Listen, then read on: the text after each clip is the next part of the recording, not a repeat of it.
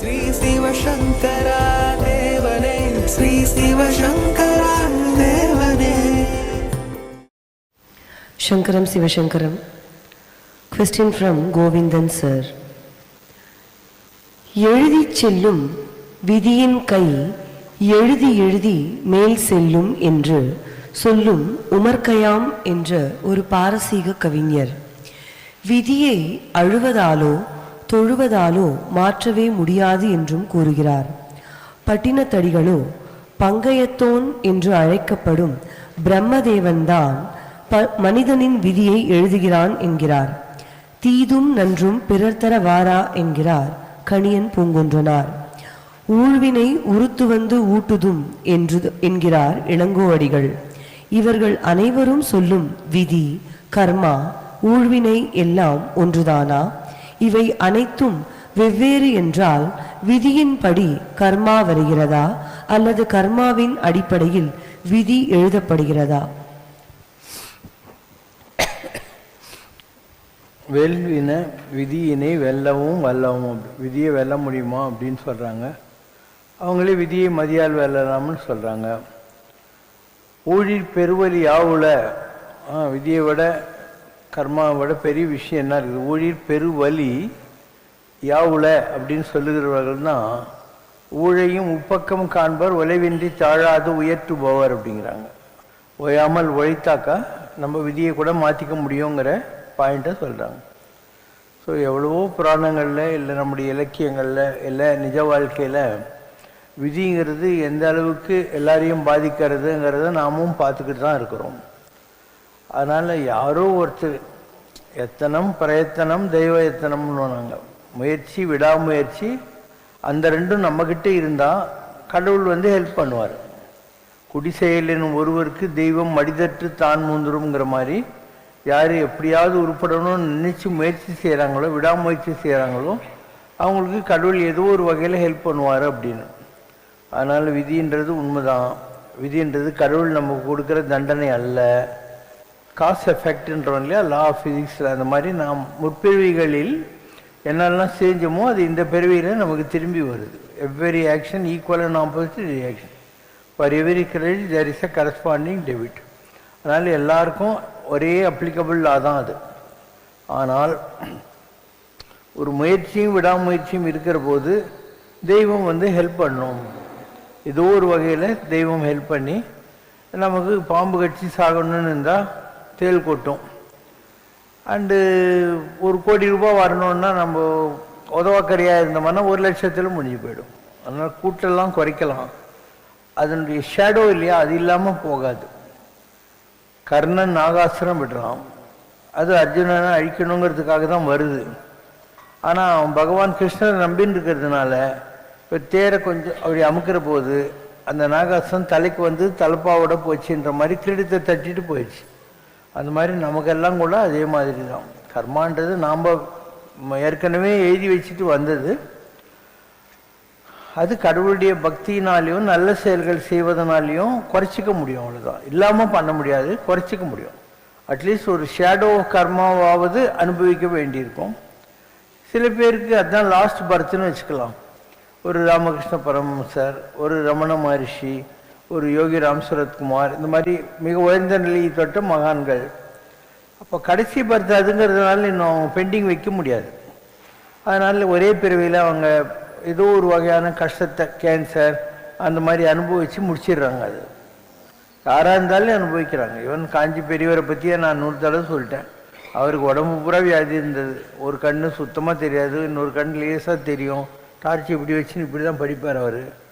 Chronic ulcer அவருக்கு, கொலைப்பட்டினி இருந்திருந்தால் அந்த மாதிரி ஆகி போயிட்டார். அண்டு அதாவது எல்லா வகையிலையும் ஒரு லங் வேலை செய்யாதுன்னு சொல்லியிருக்கேன் நான். எல்லா வகையிலையும் ஹெல்த்தில் கஷ்டப்பட்டு தான் இருந்தார் அவரும். அப்போ அவ்வளோ பெரிய தவத்தை அடைஞ்சவர் கூட ஏதோ ஒரு வகையில் கர்மாவை அனுபவிச்சாருங்கிறது தான் அண்மை கால வரலாறு கூட. ஸோ விதி யாரையும் விட்டதாக சரித்திரம் இல்லை. கடவுள் பக்தியினாலையும் முயற்சினாலையும் கொஞ்சம் குறைச்சிக்கலாம். அதிர்ஷ்டம் வர வேண்டியிருந்தால் அதை கூட்டிக்கலாம். விதின்றது நீ கெட்டது நீ என்ன நினைக்கிற? நல்வினை இருந்தால் நல்லது வரும், தீவினை இருந்தால் தீயது வரும். இப்போ நல்வினையை கூட்டிக்கலாம், தீவினையை குறைச்சிக்கலாம். இந்த கோர்ட் லாங்குவேஜில் அதுக்கு ரிவிஷன்னு பேர். ஒருத்தன் 10 வருஷம் ஜெயில் தண்டனைக்கு போகிறான்.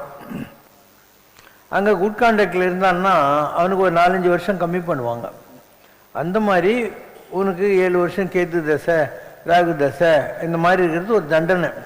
அந்த நேரத்தில் நீ அனுபவிக்கணும்னு. குட் கான்டாக்ட் இருந்தாக்கா ஒரு 7 வருஷம் கஷ்டப்படுறது 7 மாதத்தில் போயிடும். இங்கே வரதராஜசாமி கோயிலில் பகவான் கூடியே கைங்கரியம் பண்ணிகிட்டு இருக்கிற ஒருத்தர் நம்பி இருந்தார். அவர் என்ன பண்ணுவார், பெருமாள் பிரம்மா பண்ண யாகத்தில் வந்தவர், அவருக்கு வேத்து கொட்டும், அதனால் என்னை உள்ளே வச்சு பூட்டின்னு போங்க, நான் விசறேன் அப்படின்ட்டார். ஸோ டெய்லி இவர் உள்ளே வச்சு பூட்டிடுவாங்க, ஒரு ராத்திரிலாம் விசிறிக்கின்னே இருப்பார். ஒரு நாள் பெருமாள் பார்த்தார், என்னடா இப்படி ஒரு லூஸ் இருக்கானே இந்த கலிகாலத்தில் கூடான்ட்டு அவங்ககிட்ட பேச ஆரம்பிக்கிறார். இன்னைக்கு காஞ்சிபுரத்தில் எப்படி பரமாச்சாரியார் அவங்ககிட்ட இருக்கிறவங்ககிட்ட பேசுவார்ல, இன்னைக்கு காஞ்சிபுரத்தில் என்ன விசேஷம், யார் வந்தால் யார் போகலாம், அந்த மாதிரி இவனுக்கு டவுட் வந்துடுது. கடவுளை பார்த்து, ஆமாம் நீ ஏன் என்கிட்ட பேசின அப்படின்றான். அதுக்கு பெருமாள் சச்சின்னு சொன்னாராம், நீ வீசின நான் பேசினேன்னாரான். நீ வீசின நான் பேசினேங்கிற வார்த்தை சொன்னாரான். அப்படிப்பட்டவனு கூட அவன் ஜாதகத்தில் அனுபவிக்க வேண்டிய நேரம் வருது, ஒரு 7.5 வருஷம் அவனுக்கும். அப்போது பெருமாள் சொல்கிறாரு, ஏண்டா உனக்கு அனுபவிக்க வேண்டிய டைம் வந்துடுச்சு, ஒன்று செய்யலாம், ஒரு 7.5 மாதம் கஷ்டப்படுறியா அப்படின்னாராம். இவன் அதெல்லாம் முடியாது அப்படின்னாரான். 7.5 நாள் அப்படின்னாரான், அதுவும் முடியாதுண்ணா. 7.5 மணி நேரம் அப்படின்னாரான். இதுக்கு மேலே இவனுக்கு கன்செஷன் கொடுக்க முடியாதுன்னு அதுக்கு மேலே பெருமாள் அப்படியே நின்ட்டார். பெருமாளுடைய நகை காணுன்னு சொல்லி எல்லாரும் இவன் தான் திட்டிருப்பான், அதுக்கு தான் இவ்வளோ நாளாக பிளான் பண்ணான்னு இவரை நல்லா கட்டி வச்சு 7.5 மணி நேரம் உதைக்கிறாங்க. 7.5 மணி நேரம் ஆன உடனே ஒருத்தர், ஐயோ அவனை விட்டுருங்கோ, மாலையில் மாட்டின்ட்டு இருக்கு மாலைன்னாரான். அப்போ அவன் அனுபவிச்சானா இல்லையா? அந்த மாதிரிலாம் நடக்கும். பரிசுத்த ராஜா பாம்பு கட்சி சாகணுன்ற போது அவன் தலைகீழ நின்னாலையும் பாம்பு கட்சி தான் சாவான். ஆனால் கடவுளை நம்பி நின்றா ஒரு சுகபரம் ரிஷி எதிரில் அவனை உட்கார வச்சுன்னு, நான் பகவான் கிருஷ்ணருடைய பாகவதத்தை சொல்கிறேன் கேளு, போகிற வழிக்கு புண்ணியம்னு சொல்லி, சரி பாம்பு தீண்ட வேண்டிய நேரம் வந்துடுச்சு, உடம்புலேருந்து ஆத்மாவை பிரிக்கிறேன்ட்டு அவன் தலையில் கை வைக்கிறாரு, ஆத்மா போயிடுது, வெறும் உடம்பு உகனுது, பாம்பு ட்ரைன்னு கடிச்சிட்டு போகுது. இப்படிப்பட்ட நிகழ்வுகள் எல்லாம் சாத்தியம்தான். ஏன்னா கர்மா என்பது உடம்புக்கே தவிர ஆத்மாவுக்கு கிடையாது. அதனால் இதெல்லாம் நீ எத்தனையோ கேஸ் ஸ்டடி சொல்லிக்கிட்டே போகலாம். இந்த மாதிரி இருக்குதுன்றது சிலப்பதிகாரம் எழுதியவரே என்ன சொன்னார், நாட்டுதும் யாமோர் பாட்டுடை செய்யுள் ஊழி தொடர்ந்து உறுத்தும். இதை புரிய வைக்கிறதுக்காக தான் இந்த காப்பியமே நான் எழுதுறேங்கிற விதியை அவர் சொல்கிறார். நான் இதுக்கு முன்ன கூட சொன்னேன், விதி விதி விதி மகனே இனி என் செய்குவேன் நான் அடமகனே அப்படின்னு திருதராஷ்டிரம் சொல்கிறான் நான் பீமன் கிட்ட. இது வெள்ளிபுத்திர பாரதத்தில் வர்ற விஷயம். எதிரில் பரதன் வந்துருக்கான், தப்பாக புரிஞ்சுக்கிட்ட இவன் என்ன பண்ணுறான், நான் ஒரு வழி பண்ண போகிறேங்கிறான் லக்ஷ்மணன். ராமர் சொல்கிறது, நதியின் பிழை என்று நறும்பொருளின்மை, இது விதியின் பிழை, நீ வெகுண்டது என்னை.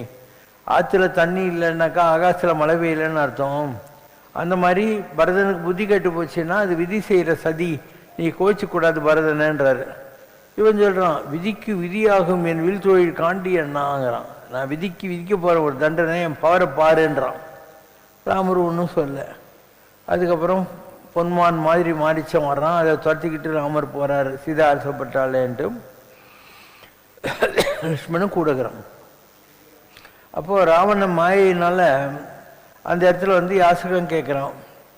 கேட்கறதுக்கு முன்னாடி சீன், அந்த மாரிசன் சாகிற போது லக்ஷ்மணா அப்படின்னு செத்து போகிறான். இங்கே சீதை சொல்கிறான், உங்கள் அண்ணனுக்கு ஏதோ ஆபத்து அப்படின்னு. எங்கள் அண்ணனுக்கு ஒன்றும் ஆகாது, இது ஏதோ மாயே அப்படின்னு.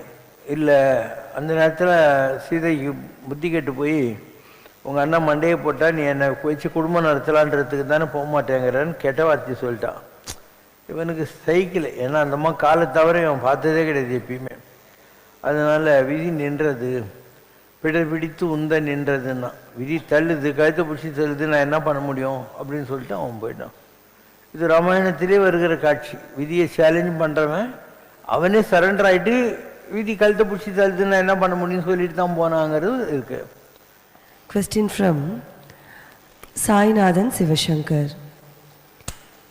ஏன் மேக்சிமம் அவதார புருஷர்கள் நம் பாரத நாட்டிலேயே பிறக்கிறார்கள்.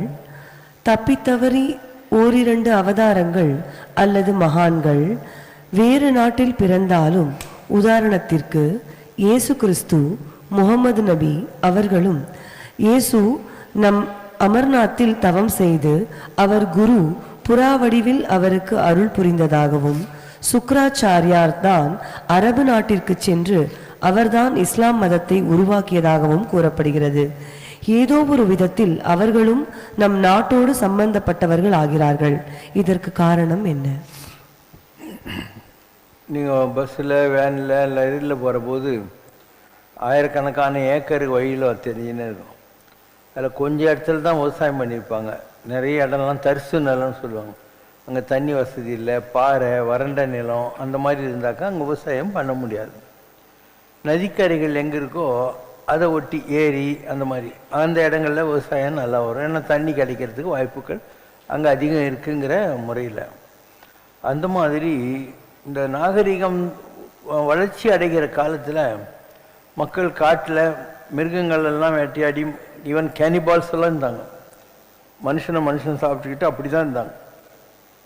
கிராஜுவலாக இந்த நதிக்கரை ஓரமாக வந்து ஆடு மாடுகளோடு வசிக்க ஆரம்பித்தாங்க. அந்த இடத்துல பயிர் பண்ணுறது, அந்த புல்லெலாம் கிடைக்கும் ஆடுக்கும் எடுக்கின்றதுக்காக வெயிட் பண்ணுவாங்க. அது தீர்ந்து போச்சுன்னா விளைச்சல் அந்த இடத்துலேருந்து இன்னொரு இடத்துக்கு போவாங்க. போகிற வழியில் அவங்க யாருன்னா இறந்து போயிருந்தாங்கன்னா அவங்கள ஒரு இடத்துல புதைச்சி அந்த இடத்துல ஒரு கல் நட்டுருவாங்க அடையாளத்துக்கு, எங்கே புதைச்சோன்னு தெரியறதுக்காக. அதுக்கு நடுக்கல்னு பேர். அப்போது இந்த கடவுளுடைய லிங்காகார வழிபாடு, சிவலிங்கம் இந்த மாதிரியான வடிவங்கள்லாம் அப்படி தான் வந்துச்சு. இப்போ பெரிய பாளையமெல்லாம் போனீங்கன்னா வெளியே முகப்படாமல் இருக்கும், ஆனால் பின்னால் சிவலிங்கம் தான் இருக்கும். கருமாரியம்மன் கோயிலில் பார்த்தீங்கன்னா லிங்கம் இருக்கும், அதுக்கு மேலே தான் கருமாரியம்மன் இருக்கும். அதனால் எல்லாத்துக்குமே முதல்ல ஆதாரமாக இருந்தது நடுக்கல் தான்.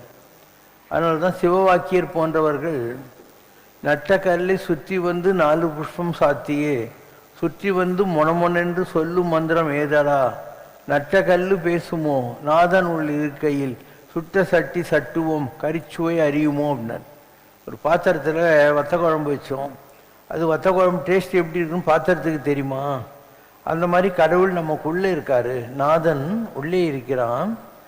அதனால் நீ ஒரு கல் நட்டு சுற்றி வந்து மொனமொனா 4 மந்திரம் சொன்னால் உனக்கு என்னடா கிடைக்க போகுது அப்படிங்கிற ஒரு உயர்ந்த நிலைகளுக்கு பின்னால் ஜனங்க வர ஆரம்பித்தாங்க. ஆனால் ஆரம்பம் இந்த மாதிரி நதிக்கரை நாகரிகங்கள், நட்டக்கல் அப்படியே தான் இது வந்தது. ஆரம்பத்தில் அவங்க இறந்து போன பெரியவங்களெல்லாம் வச்சு வழிபட்டு இருந்தாங்க. இதுதான் பித்ரு வழிபாடுன்னு சொல்கிறது.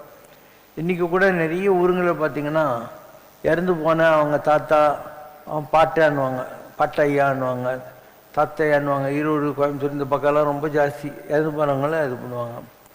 அதே மாதிரி குடும்பங்களில் ஒரு உடன்கட்டை ஏறுற பழக்கம் ஒன்று இருந்தது. ஹஸ்பண்ட் இறந்த உடனே அவங்களும் அந்த நெருப்பில் குச்சிருவாங்க. அப்படி இறந்தவங்களை தெய்வத்துக்கு நிகராக மக்கள் மதிக்க ஆரம்பித்தாங்க. எப்படி கோவலன் கூட கண்ணகியும் வந்து சாகரத்துக்கு ரெடி ஆகிட்டாலும், ஒரு ஆரிய படை கடந்த நெடுஞ்செழியன்கிட்ட கோப்பெருந்தேவி எப்படி மயங்கி உழுது செத்தாலும் அந்த மாதிரி கணவனுக்காகவே வாழ்கிறவங்களும் இருக்காங்க. ஸோ அவங்களுடைய புடவை ஏதாவது ஒன்று எடுத்து இந்த மாதிரி வீட்டில் இருக்கிற ஒரு பில்லர், அந்த காலத்தில் எல்லாம் மரப்பில்லர் தானே இருக்கும், அதுக்கு சுற்றிட்டு அந்த பில்லரை அந்த அந்த இறந்து போன பெரியவங்களாம் நினச்சிக்கிட்டு பூஜை பண்ணுறது, கற்பூரம் காட்டுறது, படையல் போடுறது, இதெல்லாம் கூட ஒரு காலத்தில் பழக்கமாக இருந்துச்சு. இங்கே திருச்சிக்கு பக்கத்தில் ஒரு பெரிய நங்கவரம் பண்ணன்னு இருந்தாங்க. அவங்க குடும்பத்தில் என்னை ஒரு தடவை கூட்டின்னு போனாங்க. நான் நீலங்கரையில் இருக்கிற போது இப்படி தான் ஒரு புடவை கட்டினா ஒரு பில்லர் இருந்திருக்கு. அவங்க மாடர்ன் ஆகிட்டாங்க, எல்லாம் மெட்ராஸுக்கு வந்து. அதனால் அதை தூக்கி போட்டாங்க தண்ணியில். அதை யாரோ காவிரி கரையில் இருக்கிற ஒன்றா எடுத்து வச்சு அவன் பூஜை பண்ணி அவன் பணக்காரன் ஆகிட்டான். இவங்கெல்லாம் அவ்வளோ வளப்பமாக இல்லை. இவங்க நீலாங்கரைக்கு வந்து என்னை கூட்டின்னு போனாங்க, வாங்க அப்படின்னு. நான் போய் பார்த்தேன். அந்த நகரம் பாதி நங்கவரம் பாதின்னு சொல்லுவாங்க. அவ்வளோ அவங்களுக்கு சொத்து பத்தெல்லாம் இருந்திருக்கு.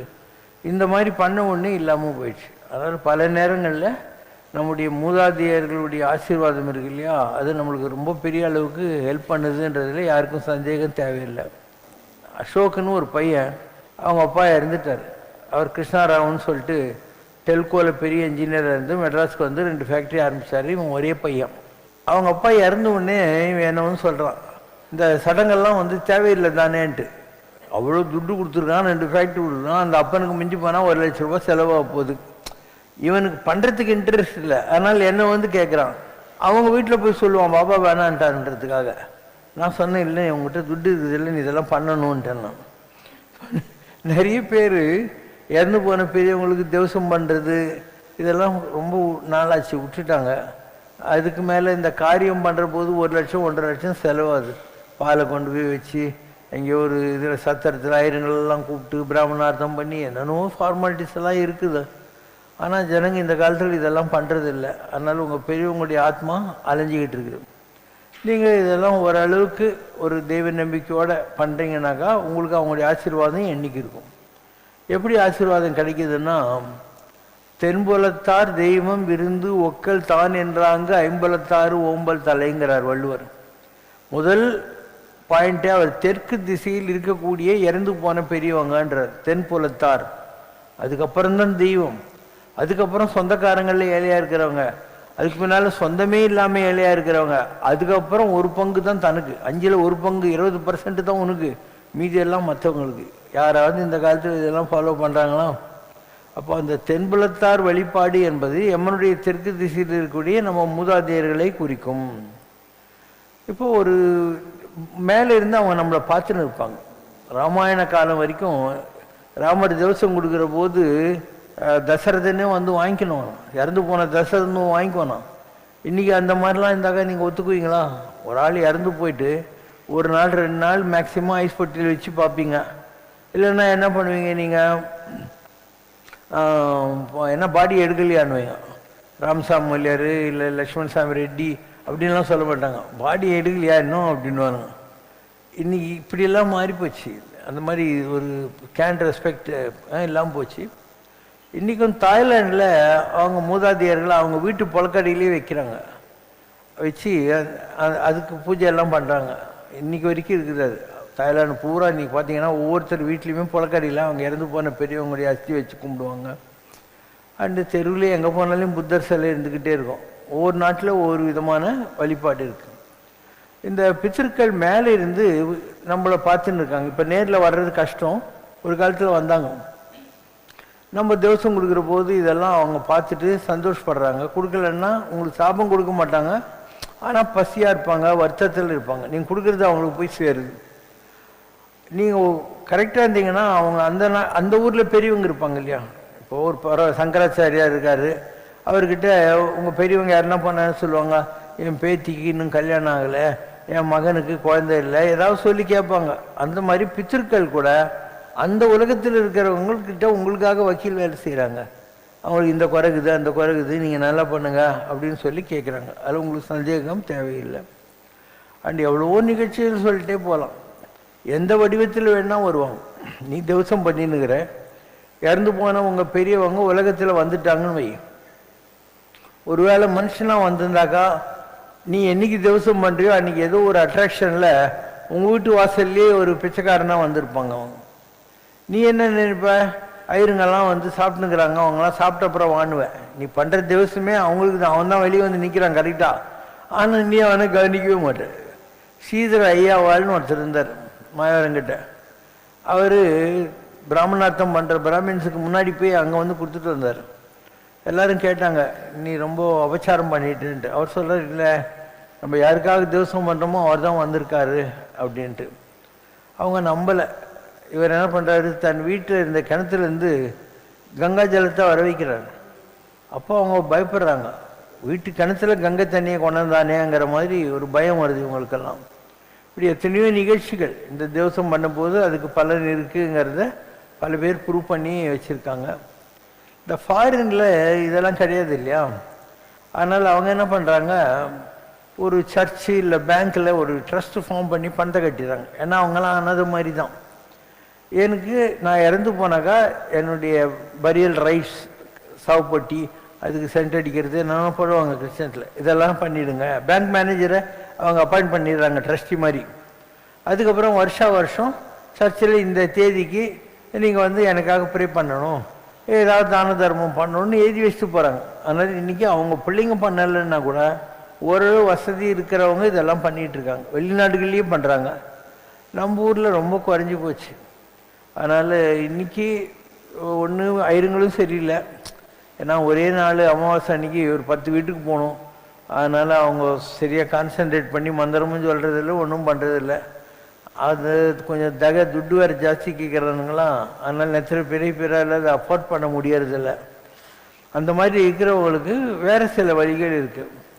ஒன்று இந்த முக்கூடல்னு ஒரு இடங்குது, திருநெல்வேலி பக்கம், ராமேஸ்வரம் இருக்குது, காசி இருக்குது, பத்ரிநாத் இருக்குது, அப்புறம் இங்கே ஈரோடு பக்கத்தில் ஒரு இடம் இருக்குது, திருவேணி, இந்த மாதிரி நிறைய இடங்கள் இருக்குது.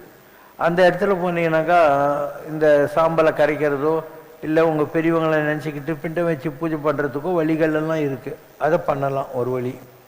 இல்லை இங்கே அடையாறில் மத்திய கைலாசில் பிள்ளையாரே திவசம் பண்ணுற மாதிரி ஒரு பద్ధதி இருக்குது. 400 ரூபாவோ 700 ரூபா கட்டிட்டிங்கனாக்கா பிள்ளையாரே உங்கள் சார்பில் திவசம் பண்ணிடுவார். இல்லை இந்த பக்கம் தீர்த்த நாராயணன் கோயில்னு ஒன்று இருக்குது, செங்கல்பட்டு போகிற வழியில். அங்கேயும் நீங்கள் பணம் கட்டினீங்கன்னாக்கா 11 பேருக்கு அவங்க சாப்பாடு போட்டு திவசம் பண்ணிடுறாங்க. நீங்கள் சொல்கிற மாதிரி பண்ணுறாங்க. இப்படி சில வழிமுறைகளெல்லாம் இன்றைக்கும் இருக்குது. ஸோ நம்மளால் எக்ஸாஸ்டிவாக பட்ஜெட் இல்லை, பண்ண முடியலன்னா இதையெல்லாம் கூட யூஸ் பண்ணிக்கலாம். எதுவுமே முடியல சார், நான் என் சாப்பாட்டுக்கே கஷ்டப்பட்டுக்கிறேன், எங்கள் தாத்தா செத்து போனவருக்கு எங்கே கொடுக்குறதுன்னா, நீ ஏதோ ஒன்று சாப்பிட்டு தொலைக்கிறதில்ல, அதை ஒரு வாழை இலையிலையோ ஏதோ ஒரு இலையில ஏதோ ஒரு குட்டி செவரு மேலே வச்சு நீ உங்கள் பெரியவங்களை நினச்சிக்கிட்டு அவங்களுக்கு படைச்சிடு. காக்கா கீக்கா சாப்பிட்டு போங்க இல்லையா, அது பித்திருக்களுக்காக தான் இந்த காக்கான்றது. திவசம் இதுக்கெல்லாம் காக்கா அதுக்கு தான் வழிபடுறது. அது வேற ஒரு காரணம் இல்லை, சனீஸ்வரனுடைய வாகனமுங்கிறது ஒரு காரணம். ரெண்டாவது, காகம் கரவா கரைந்து உண்ணும் ஆக்கமும் அன்ன நீரார்க்கே உள்ளன்னுவாங்க. எப்படி காக்கா கான்னு கத்தி எல்லா காக்காவையும் கொடுக்குதோ அந்த மாதிரி நாம் இருக்கணும்னு நமக்கு உணர்த்துறதுக்காக இந்த மாதிரி ஒரு பద్ధதியை அவங்க கொண்டு வந்திருக்காங்க. அதனால் பெரியவங்க இருக்கிறது உண்மை, அவங்களுக்கு நம்ம படைக்கிறது உண்மை, இதெல்லாம் ஒன்றும் சந்தேகமும் இல்லை. இந்த சுவாமி முக்தானந்தன் ஒருத்தர் ஒரு புக் எழுதியிருக்கார், சித் சக்தி விலாஸ் அப்படின்னு பேர். அதில் ஒரு குறிப்பிட்ட போர்ஷன் படிக்க சொல்கிறேன்.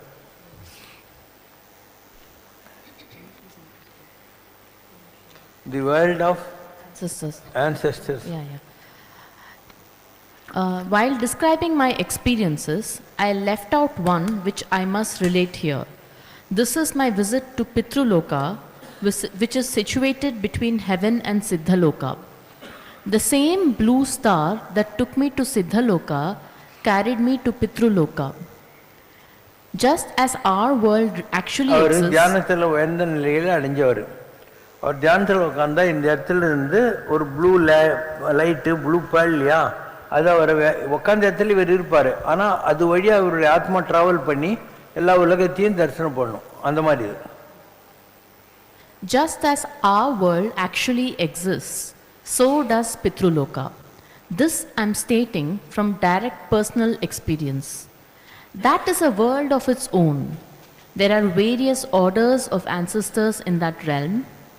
I have actually seen them. In the world of heavens, serpents and moon, all the inhabitants are equally provided with pleasures. This equality does not hold here. We find the same inequalities as those prevalent on earth, namely class divisions of more and less rich, more and less virtuous. Nevertheless, there is more happiness in that world than in ours. பூமியில் எப்படி ஏழை பணக்காரன் இந்த மாதிரி discrimination இருக்கோ அதே மாதிரி பித்ருலோகத்தில் இருக்குது. ஆனால் இந்த உலகத்தில் இருக்கிறவங்களோட பித்ருலோகத்தில் இருக்கிறவங்க இன்னும் கொஞ்சம் சந்தோஷமாக இருக்காங்க. Here I saw some old men, acquaintances of my childhood. It is undoubtedly true that the funeral rites such as tarpan and charitable distribution to others which we perform subtly affect the state of our ancestors. For they eat what we offer them from here. That they partake of our deeds of nobility and charity and bless their descendants is also entirely true. Therefore, it is necessary to please the inhabitants of Pitruloka through ceremonies like tarpan. அதாவது இதெல்லாம் உண்மைதான். அதனால் நீங்கள் இந்த தர்ப்பணம் பண்ணி பித்ருக்களுக்கெல்லாம் செய்ய வேண்டியது கரெக்ட் தான் அப்படின்னு அவரே எழுதியிருக்கார். ஏன்னா he has traveled to Pitruloka. Even I have traveled to Pitruloka. அதனால் இதெல்லாம் இருக்கிறது உண்மை தான். நீங்கள் இப்போ ரிச்சுவலிஸ்டிக்காக ஐயருங்களை வச்சு பண்ணுறதுக்கு உங்களுக்கு பல பிரச்சனைகள் இருந்தால் நான் சொன்ன ஆல்டர்னேட்டிவ்ஸ் எல்லாம் நீங்கள் ட்ரை பண்ணலாம், டெஃபினட்டாக பண்ணலாம். அமாவாசை இந்த டே, அதாவது பூமி எல்லாம் சுற்றிக்கின்னு இருக்குது. இந்த அமாவாசை அன்னைக்கு பித்ருலோகம் பூமிக்கு கிட்ட வருது. இப்போ ஒரு லெட்டரை கொடுக்கணும், ஒருத்தன் காரில் போயின்னுக்கிறான், நீ ஸ்கூட்டில் போகிற, அவன் கண்ணாடி திறந்து வச்சான்னாக்கா நீ இப்படி கொடுப்பில்ல அவங்ககிட்ட. அந்த மாதிரி பித்ருலோகம் சுற்றின்னு இருக்குது, பூலோகம் சுற்றினே இருக்குது. நம்ம அந்த அமாவாசை அன்னைக்கு என்ன படையிலெல்லாம் போடுறோமோ பித்ருலோகம் கிட்ட வர்றபோது அவங்க பெரியவங்களுக்கு போய் சேர்ந்துருது. இந்த மாதிரி தான். இப்போ நீ இங்கே இட்லி படிச்சிருக்க, இல்லை புளி சாதம் படிச்சிருக்கன்னு வை, அவங்களுக்கு இட்லி புளி சாதம் அங்கே கொடுக்க மாட்டாங்க. நீ கேளம்பாக்கம் போஸ்ட் மாஸ்டர் கிட்ட போய் 1000 ரூபா மாயவரத்தில் இருக்கிற முன்சாமி நாயக்கருக்கு அப்படின்னு சொன்னியானா அந்த துட்டை வாங்கி ஒரு போட்டுக்குவார். இங்கேருந்து அவர் தந்தி அடிப்பார். ஸோ மாயவரத்தில் இருக்கிறவர் அதை பார்த்து போஸ்ட்மேனை கூப்பிட்டுருந்தா போய் அந்த அட்ரஸில் கொடுத்துட்டு வருவார். அந்த மாதிரி இங்கேருந்து நீ பணம் கட்டுற, ஆனால் அங்கே வேறையாக கொடுக்குறாங்க. அந்த மாதிரி இங்கே நீ படிப்ப, அங்கே வேறையாக கொடுப்பாங்க. எப்படி ஒரு ஸ்பேஸில் போகிறாங்க ராக்கெட்டில், அவங்களுக்கு இட்லி தோசை புளி சாதமாக கட்டி கொடுப்பாங்க, ஊசிடும். அதனால் எல்லாம் எனர்ஜியெல்லாம் மாத்திரையாக மாற்றி கொடுத்துருவாங்க. அதை அவங்க சாப்பிடுவாங்க. அங்கே டைஜஷன் ப்ராப்ளமெல்லாம் இருக்கிறதுனால மாத்திரை சாப்பிட்டுட்டாக்கா அந்த மாதிரி அவங்களால இருக்க முடியும். அந்த மாதிரி இப்போ உங்கள் பெரியவங்க அங்கே இருந்தால் அவங்களுக்கு என்ன தேவையோ அந்த மாதிரி கொடுப்பாங்க. ஒருவேளை பூமியில் பிறந்திருந்தாங்கன்னா, அது ஒரு மாடாக பிறந்திருந்ததுன்னா அன்றைக்கி பார்த்து யாரோ ஒருத்தன் அதுக்கு ஒரு அவுத்திக்கீரை கட்டு புல் வாங்கி கொடுப்பான். அது குதிரையாக பிறந்திருந்தா எவனோ ஒருத்தன் கொள்ளு வாங்கி கொடுப்பான். அதாவது definitely there is a energy being constant law of ஃபிசிக்ஸில் கிடச்சிடும். ஆனால் அந்த என்னவா பிறந்திருக்கோ அதுக்கேற்ற மாதிரியான ஃபுட்டு அதுக்கு கிடைக்கும். ஸோ இதெல்லாம் நிஜமாகவே நடந்து கொண்டிருக்கிற விஷயங்கள் தான். அண்டு நேற்று கூட என் ஃப்ரெண்டு ஒரு ஆள் எங்களோட ஹைஸ்கூலில் படித்த வந்திருந்தான் சுதந்திரம்ட்டு. அண்டு இப்போ பெங்களூரில் ஏதோ ரிசர்ச் பண்ணுறேன்னு சொல்லி கொஞ்சம் இதாகிடுச்சு. அவங்க ஒய்ஃபு பொண்ணு எல்லாம் இப்போ ஆர்வெல்லில் செட்டில் ஆகிட்டாங்க 2 பேரும். இன்னொரு பையனும் பொண்ணும் அமெரிக்காவில் இருக்காங்க. அவன் எனக்கு ஒன்று பார்க்கணுன்னா சரி வான்னு சொன்னேன். நேற்று காத்தால் வந்தான், சாயந்தரம் போயிட்டான். ஒரு காலத்தில் அவன் ஒய்ஃப் பேர் அன்பு செல்வி. அவள் ஒவ்வொருத்தரையும் அண்ணா நகர் எங்கள் வீட்டுக்கு தங்குவா. அமெரிக்கன் எம்பசியில் விசாக்காக போவா. ரிஜெக்ட் ஆயிடுச்சு, 2 தடவை ரிஜெக்ட் ஆயிடுச்சு. அப்போ 3ஆவது தடவை சொன்னால், ஆனால் நீங்களே உங்கள் கையில் எழுதி கொடுங்க, எனக்கு கிடைக்கும்னு நம்பிக்கை இருக்குதுன்னு. நான் தான் அந்த விசா ஃபார்ம் ஃபில் பண்ணி கொடுத்தேன். அந்த தடவை அவளுக்கு கிடச்சிச்சு. அவளுக்கு இந்த ஃப்ளான்செட் ரைட்டிங்னு வாங்க இல்லையா, அதாவது ஒரு போர்டு வச்சுக்கிட்டு இப்படி இருந்தால் என்ன கேட்குறியோ அதுக்கு பதில் எழுதும், அதுதான் ஃப்ளான்செட்டுன்றது. அப்போ எங்கள் அம்மா இங்கே தங்கியிருந்தா மெட்ராஸில். எங்கள் அம்மா கேட்குறா, சங்கருக்கு ஏன் இவ்வளோ கஷ்டம் அப்படின்னு கேட்குறா. அதுக்கு ஃப்ளான்செட் எழுதுது, கடவுளின் பிள்ளைக்கு ஏதோம்மா கஷ்டங்கள் அப்படின்னு சொல்லி. அதில் இதெல்லாம் உண்மைதாங்கிறதுக்காக சொல்கிறேன். ஸ்பிரிட்ஸு தே ரிக்வயர் எ மீடியம் பார்க்குறதுக்கு. அதே மாதிரி இங்கே பட் பாபான்னு ஒரு ஆள் இருந்தான், முஸ்லீமு. மாங்காடு காமாட்சி அம்மன் கோயிலேருந்து இப்படி வந்துட்டு லெஃப்ட்டு திரும்புறது இல்லையா, அந்த இடத்துல அங்கே ஒரு கோயில் கூட இருக்குது, ஏதோ ஒரு அம்மன் கோயில் ஏதோ ஒன்று. அந்த ஆள்கிட்ட நீ போய் உக்காந்த உடனே அந்த ஆள் ஒரு பேப்பரை எரிப்பான் இதில் இருக்கிற இதில். அதில் ஒரு ஃபார்ம் மாதிரி வரும், அதில் எழுத்துக்கள் எல்லாம் வரும். இதெல்லாம் எப்படி பண்ணுறாங்க, ஜின்னு வேலைன்னு பேர். அது அவங்க இறந்து போன யாரோ ஒருத்தரை அவங்க வசப்படுத்தி வச்சுருக்காங்க. அதுக்கு இவங்க அதுக்கு சாரம் வேணுன்னா இவங்க குடிக்கணும், அதுக்கு கோழி பிரியாணி வேணுன்னா இவங்க சாப்பிட்ணும், அது இவங்களுக்கு கட்டுப்பட்டு வேலை செய்யும். இந்த மாதிரி அது அவருக்கும் நல்ல பவர்லாம் இருந்துச்சு. இப்போ உயிரோடு இருக்காரு தெரியாது, நான் சொல்கிறது 30 வருஷத்துக்கு முன்னால். அதே மாதிரி ஹைகோர்ட்டு வாசலில் ஒரு ஈஸி சேரில் ஒரு ஆளை ஃபுல்லாக கண்ணெல்லாம் கட்டிட்டு உட்கார வச்சு ஒரு கருப்பு பெட்ஷீட் போத்திடுவாங்க. அவனுடைய அசிஸ்டண்ட் ஒருத்தர் என்ன பண்ணுவாங்க, லைனாக கும்பலில் வேடிக்கை பார்க்கறதுக்கு வந்துக்கிறாங்களே, அவங்கக்கிட்ட போயிட்டு நீங்கள் ஒரு சீட்டில் 3 கேள்வி எழுதி கொடுங்க, 10 ரூபா கொடுங்கன்னுவான். நீ ஒரு 3 கேள்வி 10 ரூபா கொடுப்பேன். இவன் என்ன பண்ணுவான், அதை எடுத்து வச்சுக்கணுன்னே உள்ளக்கரவன் சொல்லுவான், முதல் கேள்வி இது, அதுக்கு பதில் இது, 2ஆம் கேள்வி இது, இதுக்குன்னு. இது எப்படி வெளியே நின்று சீட்டு வாங்குறவனுக்கும் உள்ளக்கரவனுக்கும் ஒரே ஸ்பிரிட் வச்சுருக்காங்க, 2 பேரும் ஒரே காற்றை பிடிச்சி வச்சுருக்கான். அதனால் இவன் பார்க்க அவனுக்கு தெரியும். அப்படி தான் அந்த இது நடக்குது. இப்படி ஆன்மீகத்திலையும் பல்வேறு நிலைகள் இருக்கின்றன. இதில் அடுத்த லெவல், அதாவது இந்த மாதிரி இறந்து போன ஆளுங்க ஜின்னு இதெல்லாம் இல்லாமல் அடுத்த லெவலில் சில பேர் இந்த சின்ன தேவதைகள் இருக்குது. அவங்க என்ன பண்ணுறாங்க, அந்த தேவதைக்கு படையல் கிடையில் போட்டு ஒரு 30,000 ஜபம் பண்ணாவே அதெல்லாம் வசியமாயிடும். அதை வச்சுட்டு இருப்பாங்க கையில். உங்கள் கண்ணுக்கு அது தெரியாது. ஆனால் இப்போ இந்த பொண்ணு எதிரில் போகுதுன்னொன்னே அவங்க பார்ப்பாங்க இந்த பொண்ணு கழுத்தில் என்ன டாலர் போட்டிருக்கு, அப்போ அந்த நம்புது அப்படிங்கிற மாதிரி ஏதோ ஒரு இவனுக்கு தெரியும். இவன் மனசுக்குள்ளோ அந்த ஸ்பிரிட் இருக்கு இல்லையா, அதுக்கிட்ட சொல்லுவான். இவன் ஒரு பேக்கில் பிள்ளையாரு அந்த லாக்கெட் இந்த லாக்கெட் எல்லாம் வாங்கி வச்சுருப்பான். அப்போ இவன் சொல்கிறது அது கொடுக்கும், ஆனால் உங்கள் கண்ணுக்கு தெரியாது. அவனுங்க 2 பேருக்கும் டச் இருக்கும். அதை உனக்கு கொடுத்த உடனே நீ எனக்கு ஏதோ பெரிய அதிர்ஷ்டம் வந்துட போகுதுன்னு சொல்லி தட்டில் ஒரு 500 ரூபா போடுவேன். அவன் 10 ரூபாய்க்கு தான் வாங்கியிருப்பான் பூம்புகாரில், ஆனால் நீ 500 ரூபா போட போகிற. அந்த மாதிரி ஒரு சாமியார் இருந்தார். அவர் இதை தான் பண்ணின்னு இருந்தார். கேரளாவில் ஒரு வீட்டில் பூஜை பண்ணுறாருன்னு வெளி பார்த்தெல்லாம் கழுவி ரெடிச்சாக தூங்கிட்டாங்க. இவரோட கெட்டிக்கார ஒரு மந்திரவாதி என்ன பண்ணோம், நைட்டில் எல்லாத்தையும் வந்து ஹைஜாக் பண்ணியும் போட்டான். அதே ஆள் போய் போலீஸ் ஸ்டேஷன் கம்ப்ளைண்ட் கொடுக்குறான், இந்த ஆள் தான் கல்விக்கு சொன்ன, இவன் தான் பண்ணியிருப்பான்ட்டு.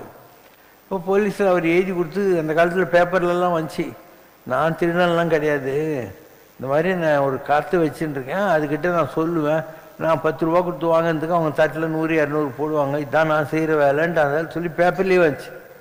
இந்த மாதிரிலாம் கூட இருக்குது. அதாவது சின்ன சின்ன தேவதைகளை வசியம் பண்ணி வச்சுக்கிட்டு உங்களை இம்ப்ரெஸ் பண்ணுறது அந்த மாதிரி. ஸோ ஆன்மீகத்தில் எவ்வளவோ நிலைகள் இருக்குது. அதில் சின்ன லெவல் இருக்குது, பெரிய லெவல். அப்போ பகவத்கீதையில் கிருஷ்ண பரமாத்மா சொல்கிறாரு, நீங்கள் செமிகாட்ஸ்கிட்டையும் டெமிகாட்ஸ்கிட்டையும் போய் கேட்குற வரங்கள்லாம் கூட அதுங்க எங்ககிட்ட தான் வந்து வாங்கின்னு போகுது. ஆனால் ஜனங்களுக்கு அது ஈஸியாக இருக்கிறதுனால அதை பிடிச்சிக்கிறாங்க, நாங்களும் கண்டுக்கிறது இல்லை. ஏதோ நல்லது நடந்தால் சரி, ஒரு தெய்வ நம்பிக்கை இருக்கட்டும்ன்றதுனால நாங்கள் கோஆப்ரேட் பண்ணுறோம் அப்படிங்கிற மாதிரி. நான் ஆன்மீகத்துக்கு வந்த புதுசில் எனக்கு சொன்னாங்க, பௌர்ணமிக்கு 8 ரூபா 11 பௌர்ணமி அப்படின்னு எனக்கு உத்தரவாச்சு. 1984 ஜனவரி 26. அப்போ என்ன சொன்னாங்க, 8 ரூபான்னா அஷ்டமா சித்திகள்னு அர்த்தம். 11 பௌர்ணமிக்குள்ளே உனக்கு கிடைக்கும்னாங்க. எனக்கு கிடைச்சது. ஒவ்வொரு தடையும் நான் திருவண்ணாமலை போய் மலை சுற்றிட்டு வந்தாக்கா ஒரு பவர் கிடைக்கும். 11 மாதத்துக்குள்ளே எனக்கு இதெல்லாம் கிடைச்சது. ஒரு பஜ்ஜி அப்படியே பஜ்ஜி மாதிரி ஆகிடும், கரப்பாம்பூச்சி. நம்ம உட்காந்து ப்ரே பண்ணால் திருப்பி எல்லாம் ஒட்டிட்டு நல்லா ஓடும். மாயமாக கூட இதை பண்ணியிருக்காங்க. ஒரு நாய் அடிச்சிட்டு போயிடுச்சு லாரி. இந்தம்மா அழுக்கு துணி எல்லாம் போட்டு அந்த இறந்து போன நாய் பஜ்ஜி மாதிரி இருக்குது இல்லையா, அதெல்லாம் நல்லா கட்டிட்டு உட்காந்து அழுகுறாங்க. ஏன்னா அப்போ அந்த நாய் நல்லா ஆகிட்டு ஓனதை பார்த்து தான் மாயமாவை எல்லோரும் மதிக்க ஆரம்பித்தாங்க. இங்கிலீஷில் கூட ஒரு சினிமா இருக்குது, ஒரு நல்ல சித்தர்.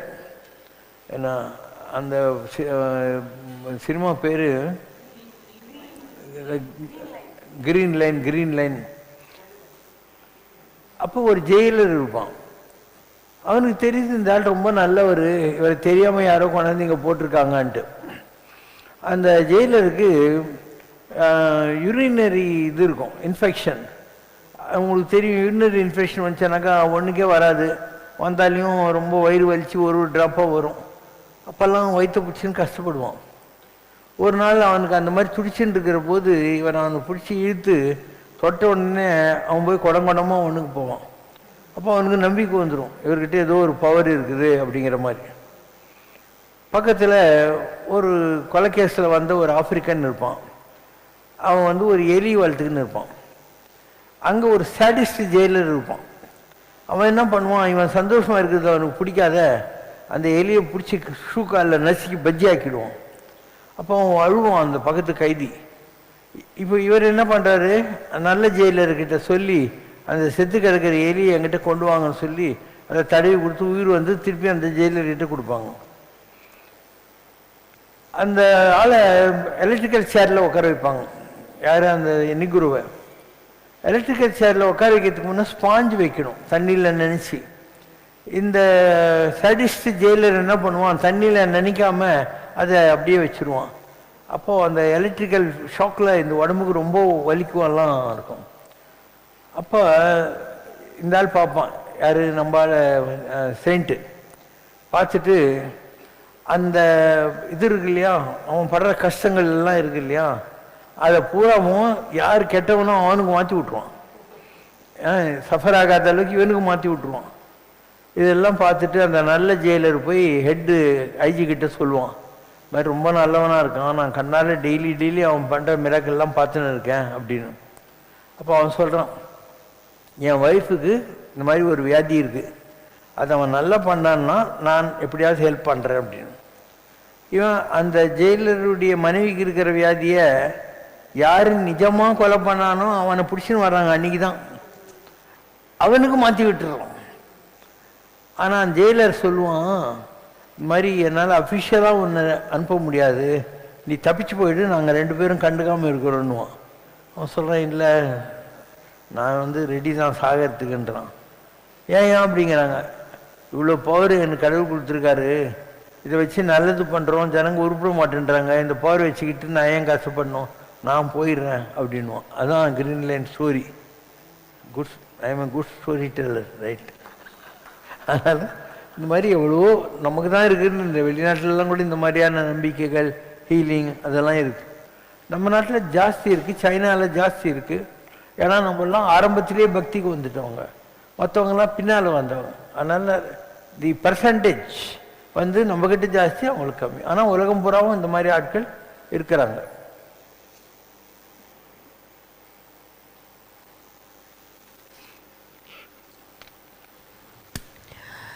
Question from Govindan sir. பேரொளியாய் இருக்கும் ஒரே இறைவன் ஏகனாக இருந்து அநேகனாக காட்சி தருவது ஒரு படிநிலை சாதகனின் ஆரம்பகால புரிதலுக்காகத்தான் என்று தாங்கள் கூறுகிறீர்கள். அப்படி இருக்கும்போது கல்விக்கு ஒரு தெய்வம், செல்வத்துக்கு ஒரு தெய்வம், உடல் நலத்திற்கு ஒரு தெய்வம் என்று லௌகீக சுகங்களுக்காக ஏன் தனித்தனி தெய்வங்கள், அவர்களுக்கென தனித்தனியே ஏன் மூல மந்திரங்கள் மற்றும் காயத்ரி மந்திரங்கள்? ஒரு தமிழ்நாடு கவர்மெண்ட் இல்லை சென்ட்ரல் கவர்மெண்ட் இருக்குது. அதில் ஒரு எஜுகேஷன் மினிஸ்டர் இருப்பான், ஒரு ஹெல்த் மினிஸ்டர் இருப்பான், ஒரு ரெவென்யூ மினிஸ்டர் இருப்பான். இந்த மாதிரி விதவிதமான இது இருக்குது இல்லையா, home minister, foreign external affairs minister. இப்படி அதே மாதிரி தான் இந்த உலகத்தில் இந்த தேவர்கள் தான் இவங்கெல்லாம். நீங்கள் பார்க்க தெய்வம் ஒன்றே தான், தெய்வம் ஒன்று என்று இரு, அது ஒன்று என்று இரு, கடவுள் ஒன்றே தான், அதில் உங்களுக்கு சந்தேகம் தேவையில்லை. அப்போ இதெல்லாம் என்னன்னா, மனுஷர்களாக இருந்து வையத்தில் வாழ்வாங்கு வாழ்ந்து தெய்வ நிலையை அடைஞ்சவங்க. அப்போ யாரெல்லாம் அந்த நிலையை தானமும் தவமும் தாம் செய்வராயின் மாணவர் நாடு வழி தெரிஞ்சிடணும் அடைகிறாங்களோ அவங்களுக்கு போஸ்டிங் கொடுக்குறாங்க. நீ எஜுகேஷனை பாரு, நீ ரெவென்யூ பாரு, நீ ஹோம் டிபார்ட்மெண்ட் பாரு, நீ டிஃபென்ஸ் பாருன்னு கொடுக்குறாங்க. அந்த மாதிரி வந்தவங்க தான் Mahalakshmi finance department, Saraswati education department, Durga home department. இப்படி தான் இவங்கெல்லாம் வந்தாங்க. அண்டு இவங்கெல்லாம் நம்ம தான், இந்த உலகத்தில் எல்லாருமே நம்ம தான். மனுஷங்கள்லேருந்து அந்த எலிவேஷனுக்கு போனவங்க. எப்படி உங்களை ஆள்ற ஐஏஎஸ், ஐஆர்எஸ், ஐஎஃப்எஸ் ஆஃபீஸருங்கெல்லாம் நீங்கள் தானே. அவங்க இன்றைக்கி உங்களுக்கு அவங்கக்கிட்ட போய் கெஸ்டட் ஆஃபீஸர் கையெழுத்து வாங்கினா தானே செல்லுது. அந்த மாதிரி அவங்களுக்கு சம்பளம் யார் கொடுக்குறாங்க? நாம் தான் கட்டுறோம், நம்ம டேக்ஸ் கட்டுறோம். அந்த மாதிரி இந்த தெய்வங்களுக்கெல்லாம் கூட தேவைகள் எல்லாம் இருக்குது. அதுக்கும் வஸ்திரம், துணி, மணி, சாப்பாடு எல்லாம் தேவைப்படுது. நான் தான் சொல்லியிருக்கேன், நம்ம கிருஷ்ணவேணி அம்மாவுடைய ஸ்பிரிட்டை கொண்டாந்து துர்கா கோயிலில் வச்சோம். அப்போது பக்கத்தில் இருக்கிற மிளகாத்தம்மா ஒரு நாள் எங்கிட்ட சொல்லுது, எல்லாத்தையும் பெரிய ஒளி 90 எங்கிட்ட எனக்கு தானே கொஞ்சம் வைக்க சொல்லு அப்படின்னாங்க. அப்போ இவங்களுக்கெல்லாம் தேவைகள் இருக்குது. அதுக்கப்புறம் நான் சொல்லி குருமூர்த்தி அவங்க அங்கே சாப்பாடெல்லாம் கொண்டு போய் வைக்க ஆரம்பித்தாங்க. ஸோ இப்படி காரணக்காரியங்கள். அதனால் நீங்கள் இதெல்லாம் பண்ணுற போது they get please and try to help you. இதெல்லாம் உண்மைதான்றதுக்காக சொல்கிறேன். இப்போது இங்கே 2வது படம் ஒன்று இது ஏற்றணும். இப்போ நான் சொல்கிறதெல்லாம் நான் ஏதோ பீலாக விடுறேன்னு நீ நினச்சி கொடுத்தேன். அதனால் நானும் அந்த மாதிரியெல்லாம் போகிறேன். என்னாலையும் எல்லா இடத்துக்கும் போக முடியும், வர முடியும். இந்த லாஸ்ட் படத்தை பாருங்கள், ஒரு கார்பெட் மாதிரி இருக்கா, இதுதான் என்னுடைய கிரப்பு, என்னுடைய ஜுப்பா, பட்டு வேஷ்டி. ஸோ நான் ஆகாசத்தில் போகிறேன். இப்படிலாம் இருக்குன்னா நம்பிக்கை வருதா? ஐ ஆம் மேக்கிங் ட்ராவல்ஸ் வச்சுடு. இதெல்லாம் உண்மைதான்றதுக்காக சொல்கிறேன் நான். Even I make travels. Okay, we do it with our spirit. ஒளியில் பண்ண முடியும் இதெல்லாம். இது பெரிய நிலை, எல்லாராலையும் இந்த மாதிரிலாம் போக முடியாது. என்னால் போக முடியும். ப்ரூஃபெல்லாம் நிறைய காட்டியிருக்கேன் நான் உங்களுக்கு ஏற்கனவே. எல்லாத்தையும் காட்டியிருக்கேன் இல்லையா? தசாவதாரம் காட்டியிருக்கேன், அவதாரங்களை காட்டியிருக்கேன். இன்னும் சொல்லப்போனால் என் மூஞ்சி எப்படி இருக்குன்னு உனக்கே தெரியும். இப்போ இந்த படத்தை எடுத்துனோம், நானே தான் ஒரு படம் இருக்குது பாரு, அவனுக்கு தமிழே தெரியாது. எடுத்துனோம். இதில் இருக்கிற என்னுடைய சைட் ஃபேஸ் பாரு, இங்கே இருக்கிற கிழவி என்னுடைய சைட் ஃபேஸ் பாரு, இந்த ஃபேஸ் பாரு, இதுதான் ஸ்பிரிச்சுவல் ஃபேஸ், இது பயாலஜிக்கல் ஃபேஸ். ஓ, நான் எல்லாம் தெரிஞ்சு தான் சொல்கிறேன், தெரியாமலாம் எதுவுமே சொல்ல மாட்டேன். பாடலாமா? ஞானமும் யோகமும் தன்னிலை கொண்டு சத்தியமும் சாந்தியும் உன் அன்பினால் கண்டு சஞ்சலம் சஞ்சலம் என்று வரும் மாந்தர்க்கு சங்கரன் பொன்பதம் இரு கையில் துயரிதற்கு மாமழை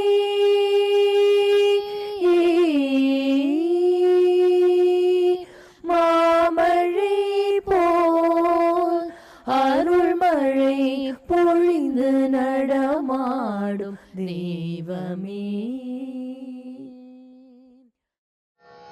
அம்மையோடு அப்பனென வந்தவர்க்கு மங்களம், ஆசானும் தெய்வமுமாயானவர்க்கு மங்களம், இத்தனை துயர்கள் எல்லாம் தீர்ப்பவர்க்கு மங்களம், ஈஸ்வராவதார சிவசங்கரர்க்கு மங்களம்.